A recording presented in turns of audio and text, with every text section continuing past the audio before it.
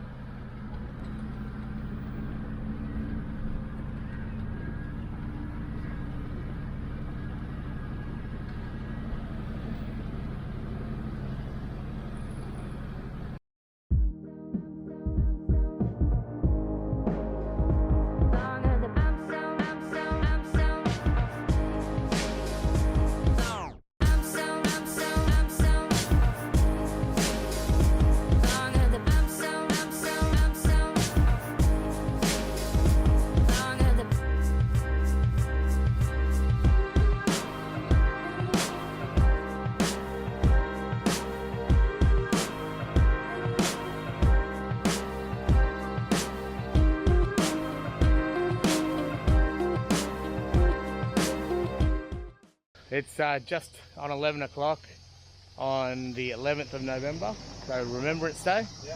We're pulling up at a local monument called the Key Man, I'll show you in a sec, which is fittingly a monument to a fellow that came out here after the war and built this monument as a thank you to Australia for accepting him and all the other war refugees, I guess.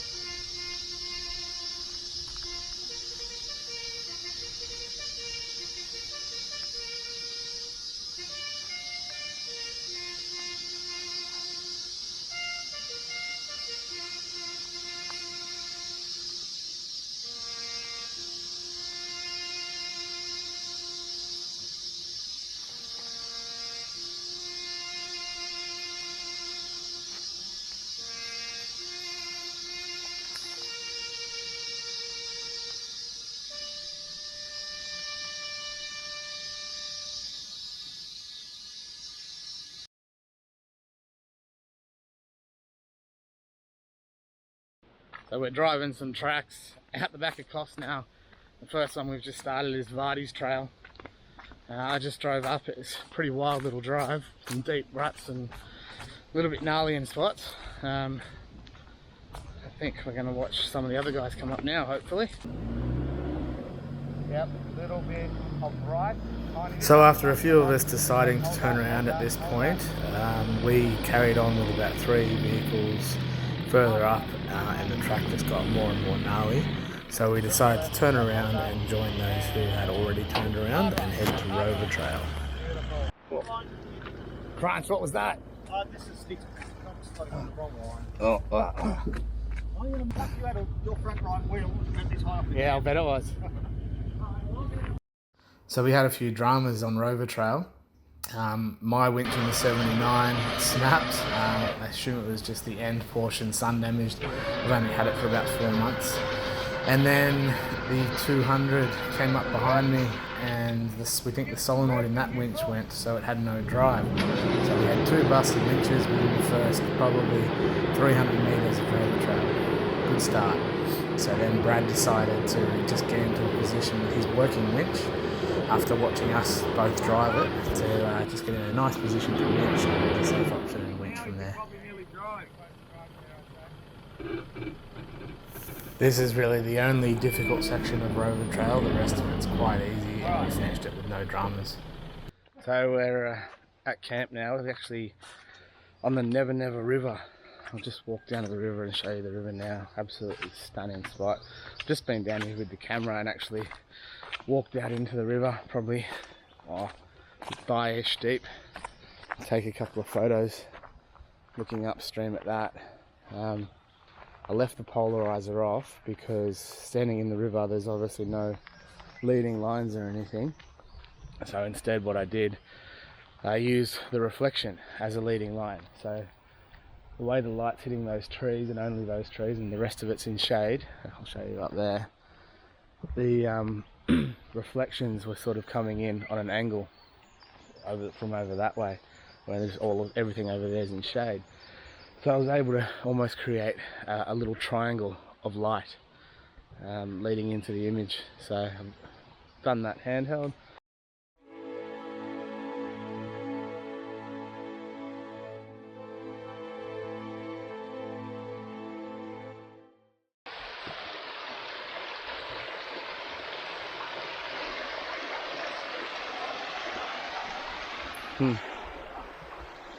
This is the promised land. We didn't come in this way, we came in a different way. But this is a easy dirt road, accessible swimming hole. Imagine this gets absolutely chockers in summer. So here we are driving Morbid Trail. I've just been running up and down the hill, spotting people because there's a few tricky sections to say the least.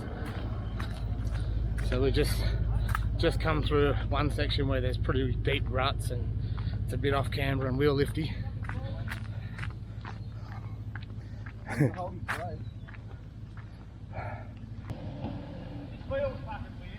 was it. Yeah. I know the feeling. I'd like to pick the big wheel up. I had a massive wheel lift, yeah. Then when you come out of the rut and you know on that side, as Yeah. I went over, my front went boom, like did a big slide like I was going in the middle. You're in the ruts now, Hendo, you may as well just follow them, mate.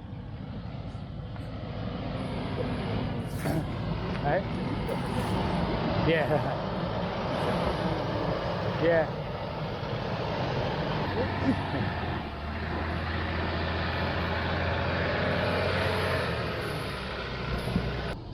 There it is, there's the wheel lift. Mate, you're gonna have to just commit and keep coming. It will come back down, I promise you. Give it a bit of right hand down. That's it, that's a good line. Drive, drive, drive, drive. It feels yuck. You got to keep going, man. You can't stop. Go back. I'm that's got over, I think.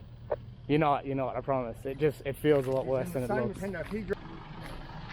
Mate, if you can go back probably half a metre on that line, yep, perfect.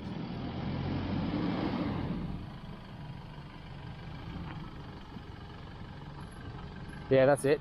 Now a little bit left hand down and try and ride up on this bank to keep your back wheels out of that big hole. That's it. A little bit of right, a little bit of right, right, right, right, right, right, right, right. That's it. Hold that line straight on. Lovely.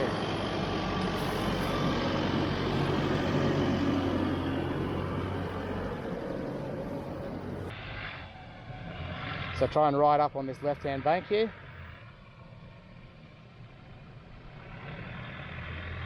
That's it, right hand down, right, right, right, right, right, right, right. You're going too high, right, right, right. Go back a little bit. Right, that'll do, that'll do, that'll do. Now give it right hand down. Yep, now come straight on that. That's it. Hold that straight pretty much. Hold that straight. Beauty. And you'll have to stop up where Dickie is. This hill was made extra intense by the fact that I had a stills camera, a video camera, and a handheld UHF. I was running up and down the hill trying to give the guys an extra spot.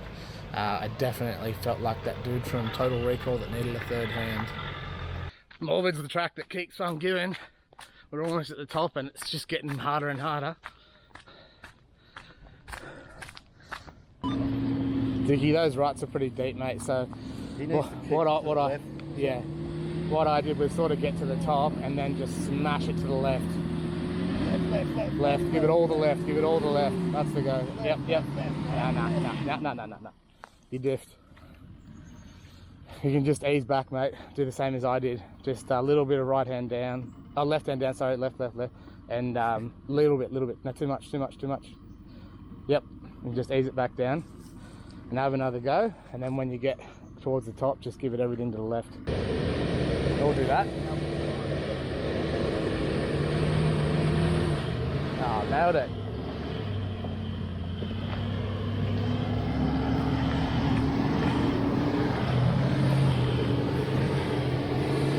Yeah, that's the line right there. You're on it, Yes.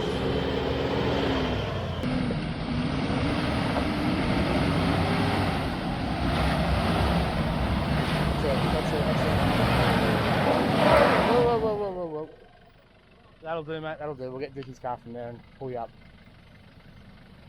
You're gonna snap CVs doing that sort of stuff, so we'll just take the easy way.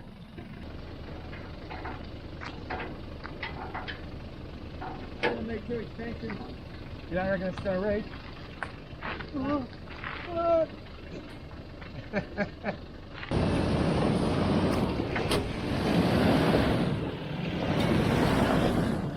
do that. And give it a little bit. Go. Yeah. Yeah, try and go back like 10 centimeters. Yep, keep going. You're all right, your back's to the left. Oh, hang on. Oh. Oh, you're trying. Yeah, that's fine. Righto, mate, tiny bit more. That's coming up. These ruts are Righto, very stop. typical of Hard, this entire right. drive up Morbid. A lot of wheel lifting, a lot of deep ruts, picking your line carefully. I was out in front and ended up spending most of my day running backwards and forwards to give the other guys an extra pair of eyes and guide them through some of the deeper ruts and bigger wheel lift sections. It was a wild drive and so much fun.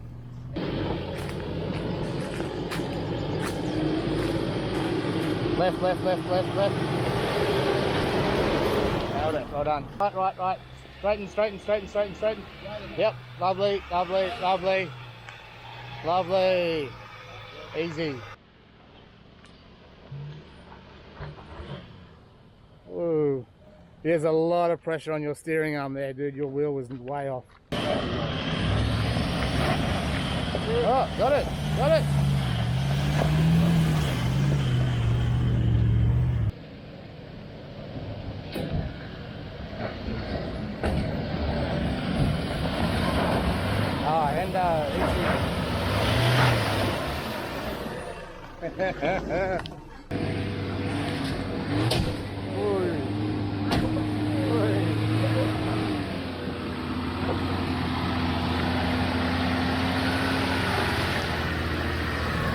Both these recovery points are digging in. Yeah, your recovery points are digging in, man. Either left or right. You might be able to come left or right, man. If you come left, you can probably try and straddle it.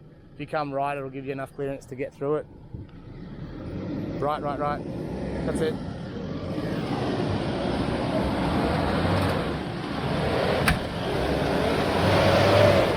Here we are. Doc, watch your bull bar. Yeah, there it goes. Righto, now you can go. Yeah, see, even his with his... Easy. We're on top of Mount Karamba. Got Pacific Ocean views out there. And we're just airing up because we're going to head back to find somewhere to camp now. We might even go back to the same spot we were at last night. We were obviously aired down, so we just need a bit more air, but that was a hell of a drive. Certainly more challenging than I thought it would be, but we all got through unscathed, so that's the main thing.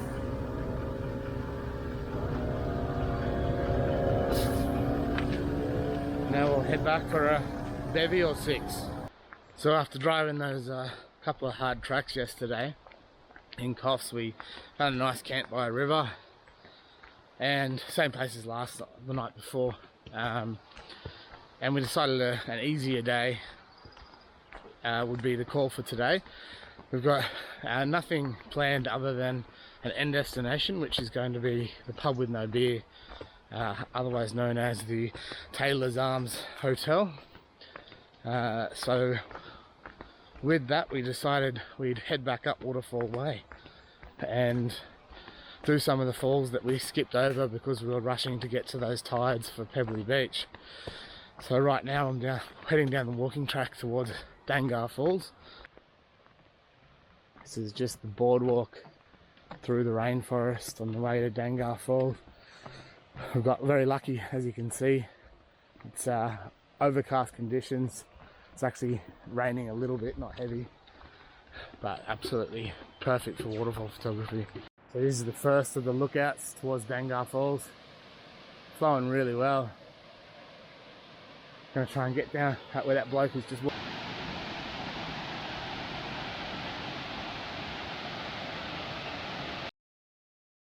I reckon my number one tip for waterfall photography is move back. It's all very easy to get excited and just, you know, look what my shutter speed can do and look what my great camera can do. Just get up and go click straight on the waterfall. The waterfall is your entire image. That's great, you'll capture the falls, but there'll be no depth, there'll be no scale. You won't be able to tell how big the falls are. And there's just, yeah, there'll be no leading lines, it'll just be the waterfall. So what I suggest instead is getting your feet wet, like I'm doing now, getting out into the creek, the river, whatever it is, and really getting some depth to your image.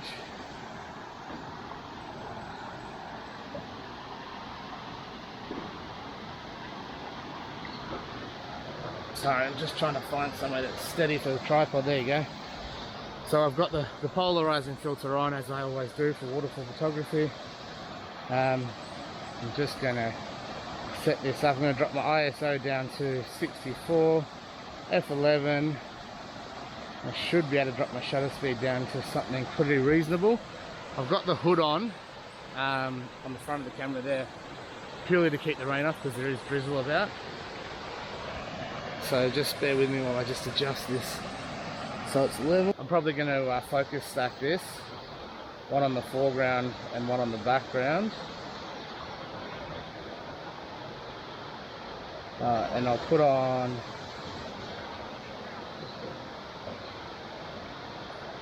a 2-second timer.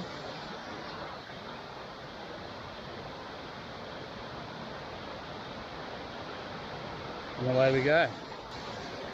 And I've got a little bit of a problem already. I can see is that plant is actually hanging over, and you can see from this angle it's cutting off part of the falls. So I'm going to move around this way a little bit over here.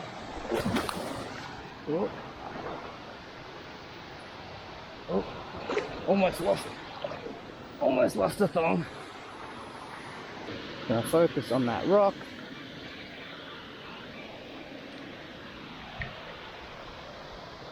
Got one focus on the rock. Gonna move across to the falls.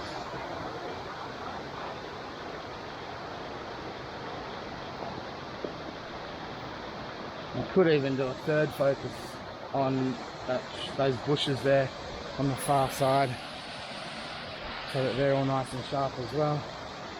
I think that'll look good. It's starting to rain a bit heavier now, and keeping the lenses getting dry is getting harder and harder. 0.4 of a second on that shutter now. I've got the polarizer turned up to its max level. Almost went over. Oh.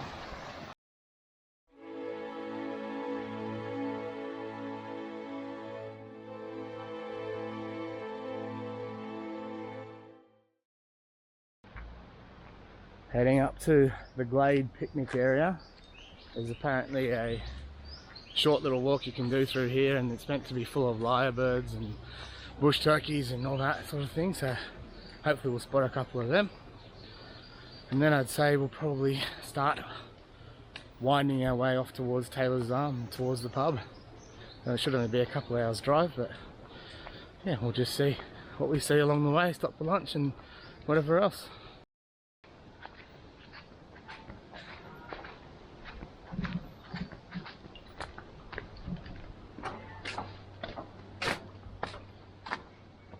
There's a bush turkey right there. Got one. No lyrebirds, but we've got a bush turkey scratching up, looking for his next meal of grubs or worms. Part and parcel of driving the scenic route is coming across things like this and having to clear a track. So Wanga's got the saw out now and we're getting into it.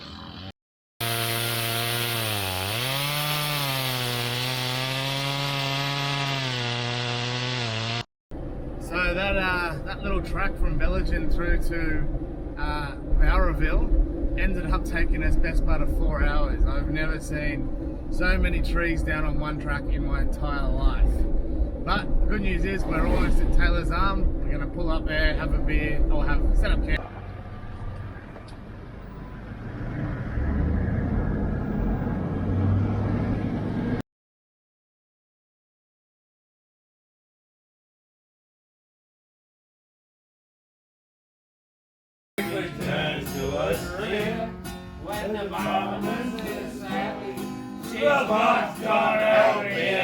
So our camp for tonight's going to be out on the coast at Smoky Cape, just out of the little town of Southwest Rocks.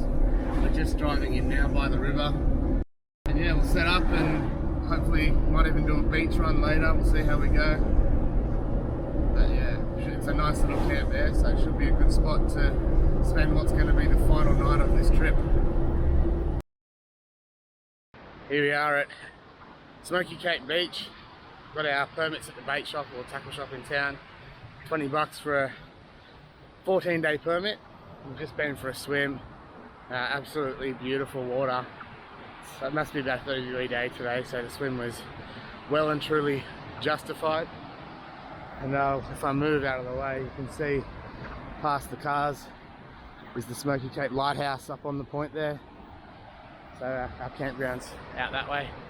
But you can drive the full length of this beach, which is, I don't even know how long, but a long way. It goes all the way down to Hat Head, which is that mountain down the end there.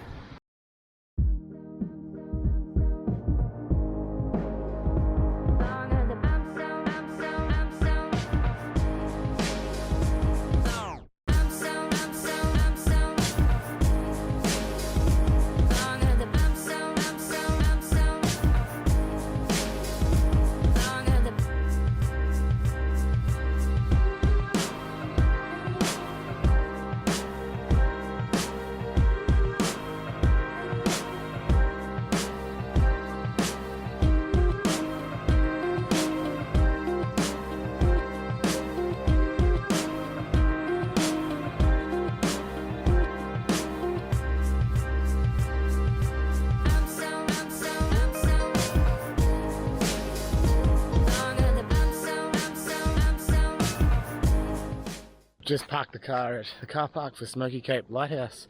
I'm just going to do the walk up the hill to the lighthouse. Hopefully get some nice views. Made it to Smoky Cape Lighthouse. It's a bit of a steep walk up, but well worth it. Absolutely stunning views. Behind me there is the lighthouse. But down there is the beach we just drove on, stretching all the way off into the distance. And a rock outcrop that I'm going to name Fish Island, judging by the fact there's about 12 boats around it. So Smoky Cape Lighthouse there was built in 1889. It still operates the original lantern and lens, but in 1962 it was converted to electric operation. And if you look up in there, you can still see that original lantern and lens rotating. How cool.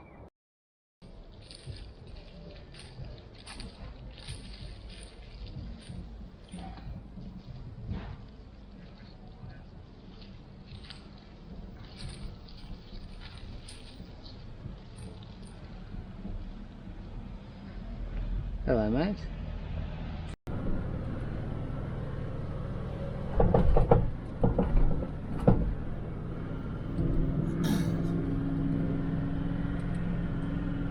So this morning we've decided to, rather than just head back down the Tar, we'll do a beach run and we'll try and drive all the way down to Point Plummer, north of Port Macquarie, and then go over the ferry before we hit the Tar and head south and home. So there's, from Southwest Rocks, you can drive on the beach, obviously, which we did yesterday, all the way down to Hat Head. But then we drive around. Put this into sport, it actually drives a lot better. But then you can drive down, after you go around Hat Head, onto the next beach and drive all the way down to Crescent Head. And then the Point Plummer Road from there heads all the way south to Port Macquarie. So that's the route we're going to take. Obviously a bit more scenic than the Tar, but yeah, much more interesting. Just have a look at these absolutely glassy conditions out there. We can ignore the sun there for a second. How stunning is that? That's Hat Head. That's Hat Head off in the distance there, and just absolute glass. We've just pulled up at this lagoon at the back of the beach. We're only, I don't know, maybe 5 k's north of Crescent Head at the moment. This beautiful lagoon, and I've just had a little taste. It's actually fresh water, and you can see the red staining there from the tannins. That's all from the oils in the leaf litter that's obviously lining the bottom of the lake here. And changes, it gives it that red colour, but that water would be absolutely beautiful, almost able to drink it. So anyway, carry on, off to Crescent Head next. We're now standing on Crescent Head, having finished our beach run. So we're next going to drive down the Point Plummer Road from here, but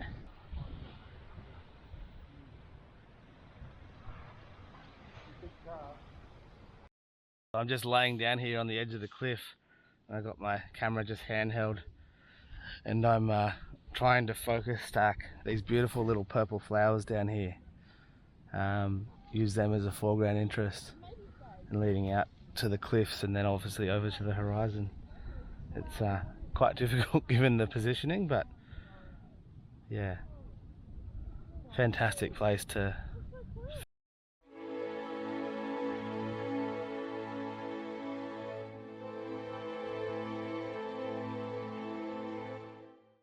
just done another quick focus stack using these beautiful little flowers down here as a foreground, and obviously this beautiful beach in behind me as the subject of the image, the surfers out there and the headland off in the distance. That's Crescent Head over there in the background, and yeah, these flowers just provide a beautiful bit of foreground interest. So onwards now, we've got a bit of dirt road down Point Plummer and the ferry.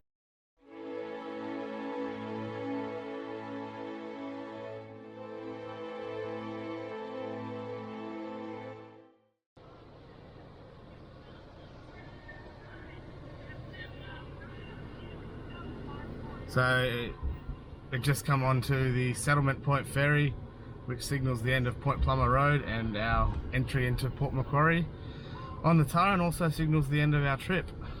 So hope you've enjoyed watching. We've had an absolute blast this trip, and if you enjoy the video, hit like, hit subscribe, and hopefully there'll be more coming.